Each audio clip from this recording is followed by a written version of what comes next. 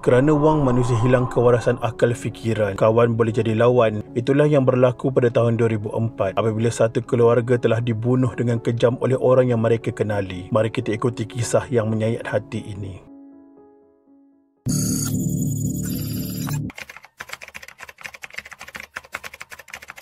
Seorang pelajar Malaysia di Universiti Al-Azhar ditikam bertubi-tubi sehingga mati manakala isterinya dicederakan sebelum dibakar hidup-hidup bersama dua anak mereka di sebuah rumah di Bandar Haysham Kahirah, Jumaat 15 Oktober 2004. Identiti keluarga malang itu disahkan sebagai Muhammad Zaki Ayub 27 tahun, isterinya Nurul Hayati Buhari 27 tahun dan anak-anak mereka Siti Mariam Hafizah 3 tahun 3 bulan dan Muhammad Muaz Hafiz 11 bulan.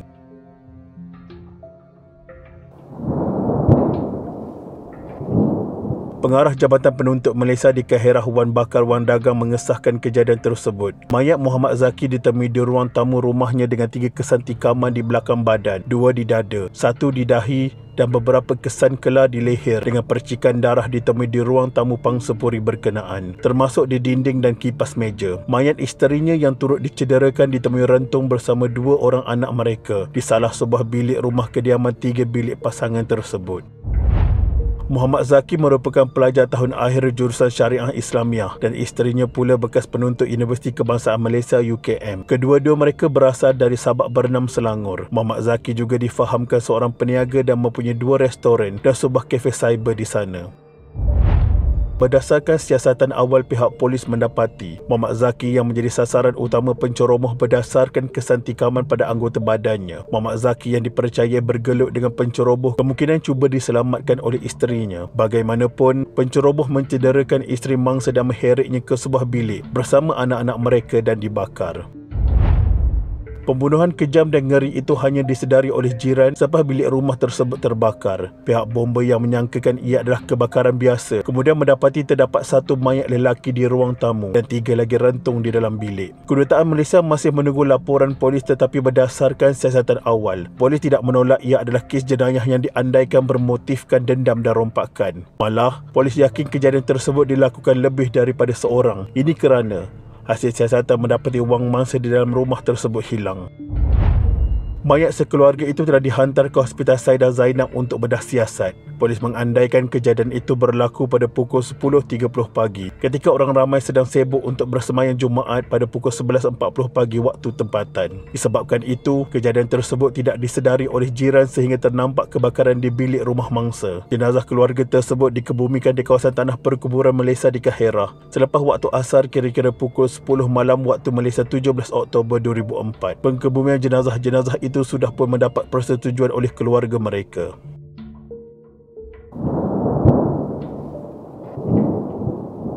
Ketua Polis Bahagian Penyiasatan dan pihak yang bertanggungjawab sampai ke tempat kejadian telah membongkar kes pembunuhan tersebut berdasarkan bukti-bukti yang boleh membantu siasatan mereka. Antaranya wujudnya beberapa kesan tikaman di dada, tengkuk dan muka mangsa. Mereka juga mendapati tiadanya sebarang kesan ceroboh di pintu rumah dan tingkap rumah sewa mangsa. Ini meyakinkan lagi bahawa pembunuh adalah seorang yang dikenali oleh mangsa dan dia adalah tetamu kepada mangsa.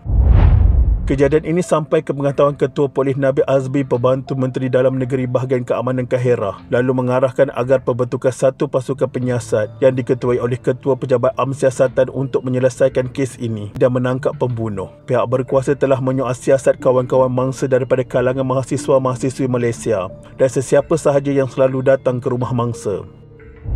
Pihak berwajib mendapat maklumat hasil siasatan tersebut bahawa mangsa datang ke Mesir bersama isterinya lebih kurang 5 tahun yang lalu untuk belajar di Universiti Al-Azhar dan mereka berdua menyewa sebuah rumah dan dikurniakan 2 orang cahaya mata sepanjang tempoh tersebut. Untuk mendapatkan pendapatan tambahan, mangsa telah menyewa sebuah rumah untuk dijadikan restoran makanan Malaysia dan cyber cafe serta pada masa yang sama telah membeli sebuah motosikal.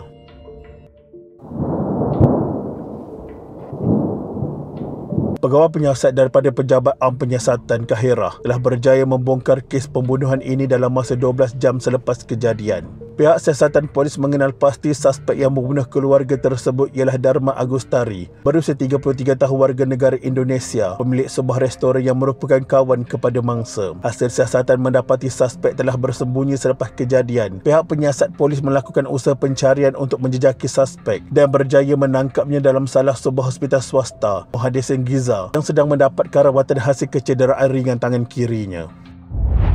Setelah membunuh kesemua mangsa, seterusnya suspek menyalakan api untuk membakar 4 ahli keluarga tersebut untuk menghilangkan kesan-kesan pembunuhan, lantas menutup pintu dan melarikan diri dalam keadaan tenang dengan harapan tiada seorang pun menyedari tindakannya. Kejadian kebakaran dapat dikesan pada jam 10 pagi hari Jumaat ketika penghuni blok bangunan tersebut kawasan perumahan Swisrina City menyedari ada kepulan asap yang tebal keluar daripada rumah keluarga malang tersebut. Semua yang melihat kejadian itu terkejut dan mendapati api sedang marak menyala daripada rumah mangsa. Kebakaran berlaku dalam masa yang begitu pantas dan mereka tidak mampu memadamkannya dan tiada seorang pun tahu kewujudan mangsa dalam rumah tersebut pada waktu itu. Penduduk kawasan perumahan tersebut segera melaporkan kejadian ini kepada pihak polis dan bomba, dan tidak lama kemudian 3 buah kereta bomba sampai di tempat kejadian. Lalu mereka mengambil tindakan pantas memadamkan kebakaran di samping mematikan elektrik dan saliran gas di blok bangunan tersebut. Pihak bomba dengan pantas berjaya mengawal api dengan bantuan penduduk setempat, dan mereka terkejut apabila mendapati terdapat 4 jasad keluarga mangsa hangus terbakar dalam bilik tidur rumah tersebut, di samping wujudnya kesan-kesan darah di dalam rumah mangsa yang menggambarkan terdapat yang unsur-unsur pembunuhan telah berlaku dalam kejadian kebakaran tersebut.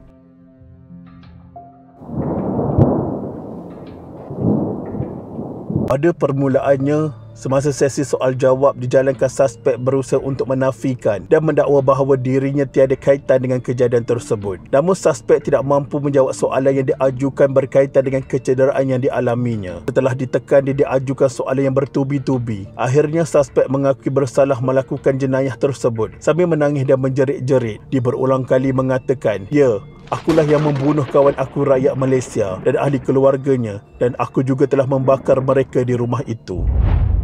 Tertuduh mengaku sambil mengingati detik-detik pembunuhan tersebut. Tertuduh menyatakan bahawa dia telah pergi ke rumah mangsa pada jam 9 pagi 1 Ramadan untuk mendapatkan persetujuan urusan tukaran mata wang sebanyak $16,000 mewakili seorang kawannya yang lain. Dan ketika perbincangan berlaku perselisihan faham di antara kedua-duanya dan ia bertukar menjadi pergelutan yang menyebabkan mangsa mengambil pisau di dapur dan menyebabkan kecederaan di tangan tertuduh.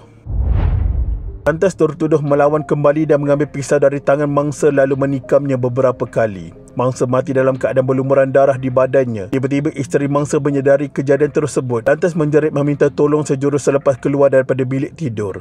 Lalu tertuduh memegang isteri mangsa dan menutup mulutnya sambil menikamnya dengan pisau. Kemudian tertuduh menarik kedua-dua jasad mangsa suami isteri dan meletakkannya di sebelah kedua-dua anak mereka yang sedang nangis ketakutan. Tertuduh menggeledah rumah mangsa dan menjumpai sejumlah wang sebanyak $44,000 Mesir dan 2 telefon bimbit lalu melarikan diri. Dalam keadaan marah, tertuduh mengambil tindakan membakar rumah sewa mangsa. Kemudian dia pun keluar melarikan diri dengan sangkaan tiada seorang pun yang akan mengetahui tindakan jenayah yang dilakukan. Seolah-olah kematian mangsa disebabkan oleh kebakaran ketika mereka sekeluarga sedang tidur.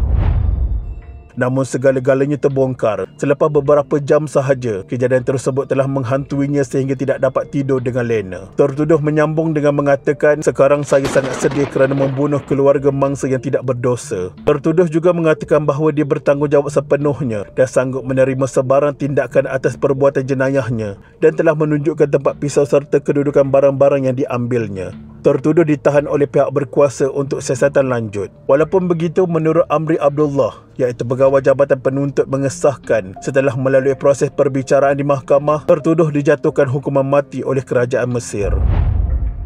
Semoga apa yang berlaku dijadikan pengajaran buat masyarakat. Sentiasa mengingati Allah. Semoga Allah menjauhi kita daripada perkara-perkara yang buruk. Kita mendoakan tertuduh diampuni segala dosanya. Dan semoga keluarga mangsa ditempatkan dalam kalangan orang-orang yang beriman.